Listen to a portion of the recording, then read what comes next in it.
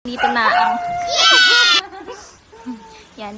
Katas yan yung sa kuyang pagla-live sa Velvet Box. Salamat, ate. Yan, a-assemble ta po, itatry ta.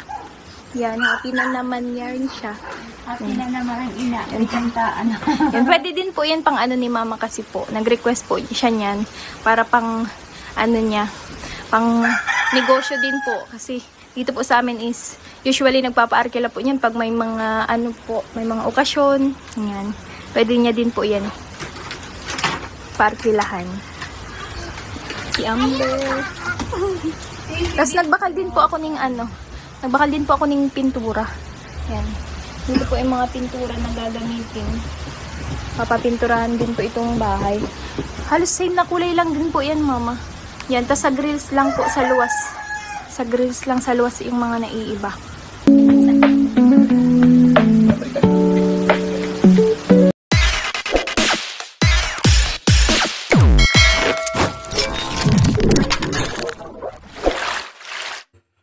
Okay guys, isa na muling mapagpalang umaga, tanghali, gabi po sa inyo lahat. Sana po ang lahat ay nasa mabuting kalagayan at ligtas po sa anumang kapahamakan. Sana po kayo dako ng mundo naroon. Ako muli ang inyong lingkod, Maestro 21 TV. At sa ating video ngayong araw na ito mga kalingap, tayo muli po ay magbibigay ng ating panibagong reaksyon tungkol po sa mga kaganapan dito sa loob po ng Kalingap community. At ito nga po sa ating video ngayong araw na ito, sa unahan po ay nakita po ninyo, nakita po ninyo yung pagbili ng sorpresang gift o regalo po ni Baby Carla sa kanya pong ina. Okay, ito po ay sinasabing sorpresa. Pero bakit marami pa rin bakit marami pa rin pong umiintriga at ginagawan po ng issue ang sorpresa po na ito or ang regalong ito po ni Baby Carla sa kanya pong ina, Talaga naman po ang ating pong mga taga-suporta o mga viewers po natin ay hindi malaman kung ano po ang kanilang gusto. Hindi po ba mga kalingap?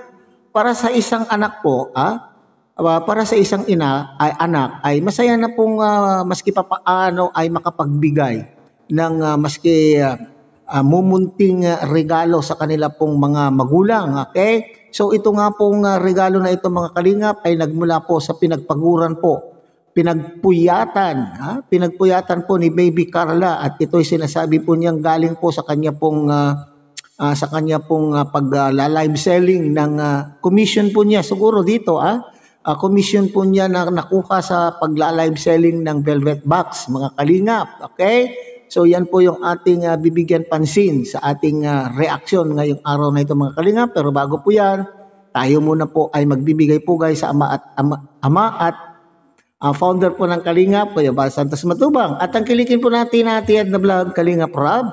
At kung bagong silip lang po kayo sa ating munting channel, sana po ay inyo rin pong tangkilikin sa pamamagitan po ng pagbibigay niyo po ng like, share, and subscribe. At tuloy pindutin na rin po ang notification bell at nang sa ganon, tayo pa rin po ay magkita-kita at magsama-sama sa susunod pa pong mga reaction videos na ating gagawin. Likewise, mega loud shout out sa ating mga kasamahan po dyan sa Karepak, Kalingap Reactor Partners sa pamumuno po yan siyempre ng ating Presidente Javier De Leon aka Birador. At siyempre mga Kalingap, tangkilikin din po natin ang ating mga Kalingap Partners, Kalingap Charity Vloggers, lalo na po yung mga nariyan po sa iba't ibang Kalingap landing pad na mayroon po tayo sa ating bansa. Okay, so sorpresa na ginawan po ng issue ng ating mga taga-panood. So ito sinasabi ko kanina mga kalingap na ang isang anak ay masaya na po na siya po ay makakapagbigay kaligayahan sa kanya pong magulang, lalo na po kung ito po ay nagmula sa kanya pong puso, nagmula po sa kanya pong pinaghirapan, pinagpaguran.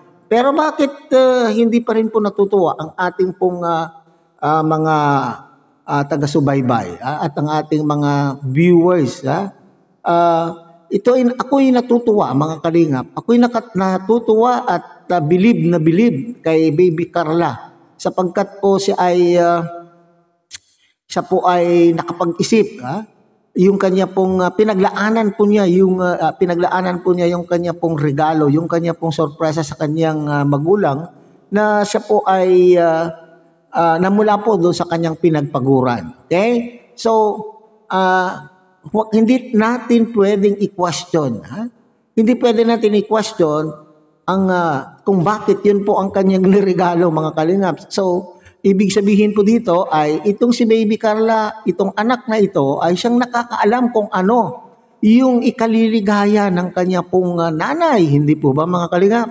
Hindi at tayo sa ating pananaw ay hindi practical. Pero napakinggan naman po ninyo dyan sa video na ating plong nakuha na nariyan po sa unahan ng video ito, mga kalingap. Sinasabi po niya, yan daw po ay pangarap o request.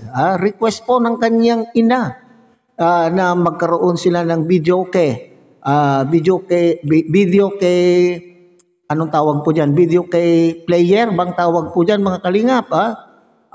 Video kay machine.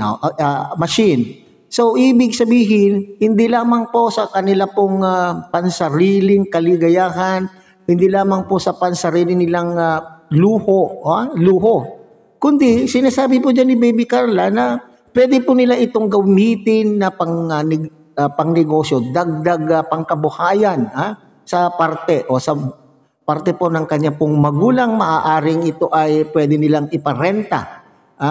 Dahil lalo na po sa mga panahon sa probinsya, sa panahon po ng mga kasiyahan, birthday man yan, binyag man yan, kung wala man okasyon, yung mga kalalakihan na nagtatagayan, nag-happy-happy, mga kapitbahay ng mga kalalakihan na nag-happy-happy, ay pwede po nila yan gamitin o pwede po nila yan rentahan. So dagdag income din po sa pamilya. Hindi po ba, mga kalingap? Siguro itong mga nagko-question na ito ay iniisip nila na luho po ito sa mga magulang po ni Baby Carla. Kung luho man po ito, wala tayong pakialam, mga kalingap. Wala tayong pakialam kung ito man po ay luho, sapagkat ito ang pinanggalingan po naman po nito ay dun sa pinaghirapan po ni Baby Carla. At ang kanya pong layunin dyan ay mabigyan po ng kaligayahan po yung kanya pong nanay. At kaya wala po tayong pakialam kung luho na po yan. Okay? So, at isa pa po, mga kalingap, meron po tayong nakita pa po na komento. May nakita rin po tayong komento at nakakatuwa itong komentong ito, mga kalingap. Basahin po natin.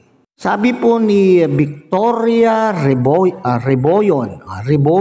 Okay, sabi po niya, magtanong lang po. Okay, so maganda naman po yung pagkakasabi po niya, mga kalingap. Magtanong lang po. Wag na lang po kayo ma-offend para parang napapansin lang. Okay, so obserbasyon lang po niya. Wag daw tayong ma-offend, mga kalingap, lalo na po itong mga Jom Carl o Carla supporters. Kasi, sorry po sa comment ko, bakit po laging ang surprise ni Carla, laging si mama lang po nababanggit niya? Di po ba pwedeng isama din ang papa niya? Talaga naman po, anong tawag po dito?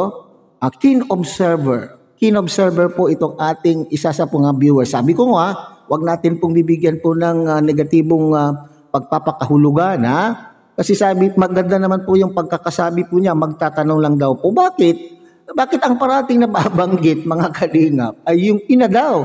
Alam niyo, mga kalingap, ang mga anak natin ay mas madalas, itong mga anak po natin ay mas madalas po na mas close sila sa kanila pong mga ina. Mas close po sila sa kanila pong mga ina. Siguro, ang dahilan po dyan ay ang mga pagbasihan po natin ay study ng mga scientifico ay sinasabi, kaya ang mga anak ay mas malapit sa kanila pong mga ina sapagkat sila po yung nagmula po sa kanila. Nagmula po ang mga batang ito sa kanila pong sinapupunan at bukod po doon ay nakukuha po nila, sila po ay nabuhay sa pamamagitan po ng pagdedede o pagkuha po ng gatas sa kanila pong ina. So siguro po yun po yung dahilan na kung bakit mas close po ang ating mga anak sa kanila pong mga ina. Okay. So, yun lang naman po ang kanyang katanungan at medyo natatawa ako dahil sa kanyang tinanong at nasabi po niya na bakit hindi nababanggit daw po yung ama. Okay. Di po ba pwedeng sabihin may surprise ako kina mama at papa? Okay. Sorry po, napansin ko lang po. At saka, hindi din po ba nagbe-birthday ang papa niya? Parang si mama lang din po ang nireregaluhan niya nung nag-birthday. Sensya na po, nagtatanong lang po. So, napansin lang po nitong ating viewer na ito siguro na bakit nung birthday ng kanyang ama ay parang hindi niya matandaan. Hindi niya matandaan na may iniregalo itong si Baby Carla sa kanyang ama. Ha? So, yan po yung kinatutuwa ko dito sa komentong ito. At I'm not taking it as a negative comment, but it is a curiosity. Curious lang po itong taong ito. Oo nga naman, ha? So, Carla, Baby Carla, sa susunod. Sorpresa mula po ay para po sa aking ama. Pero meron naman po sumagot dito mga kalingap. Yung pinagkuhanan ko ng post na ito ay may paliwanag naman po siya. 'Di ba? Sabi niya, bakit yung pamboat or bangka?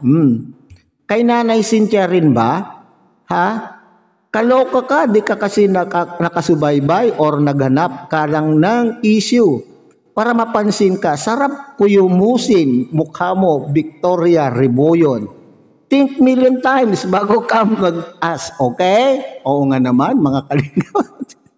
So, kung nakasubaybay po tayo, gaya po ng mga regalo na pamboat or bangka at kung ano-ano naman po. Pero, ito naman pong sumagot na ito, doon sa pinagkuhanan ko ng post na to, huwag kang magalit, ha? Na curious lang po siguro itong ating kasamahan na Carla supporter or Jom Carla supporter. So ngayon, nalaman po na niya. Pero maganda rin na pinaliwanag mo na mayroon din pong natatanggap po si Tatay Alan. Tatay Alan baga, si Tatay Alan, mayroon din po siyang nababanggit. Mayroon din po siyang natatanggap. Hindi lamang po na-i-vlog. Nakita po naman po niyo, maski sabihin po natin na may channel po si Baby Carla, ay bihira naman po mag-upload. So nagkataon lamang na ito yung naisipan po niyang i-content at nag-upload sa kanyang channel ay yung pong pagsusurpresa po niya doon sa kanyang mama. Wag na natin pong bigyan ng masyadong issue po tungkol po rito. Maging masaya tayo na itong si Baby Carla ay nakagawa ng pamamaraanan na masurpresa at mapaligaya po niya yung kanya pong nanay na mula po sa kanya pong pinagpuyatan, pinaghirapan.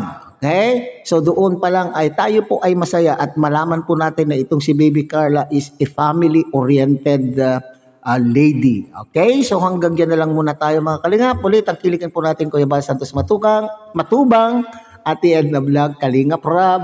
At muli pinapakiusapan po kayo na sana po ay inyo rin pong tangkilikin ang munting channel na ito sa pamamagitan po ng pagbibigay niyo po ng like, share, and subscribe. At tuloy pindutin na rin po ang notification bell at nang sa ganon, tayo pa rin po ay magkita-kita at magsama-sama sa susunod pa pong mga reaction videos na ating gagawin. Muli isang mapagpalang umaga, tanghali, gabi po sa inyong lahat.